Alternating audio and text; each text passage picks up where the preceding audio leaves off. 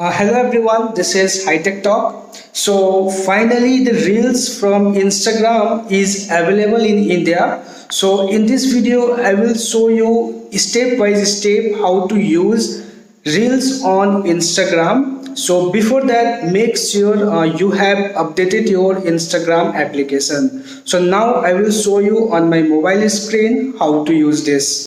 So this is my Instagram page. If you like you can follow me over there.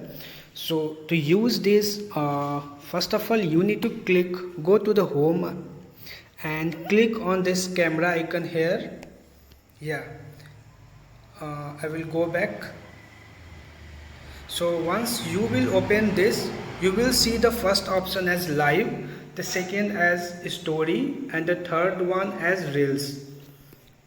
So you need to press on this one and your video will start recording. So you can also use a lots of effects and filters. So the video is recorded, so you can also add a music from here, you can see.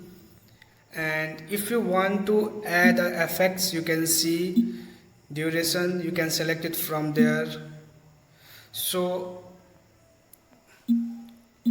there are lots of things that you can use it same as TikTok. So this was a small update from you. I hope this video is useful for you. Thank you.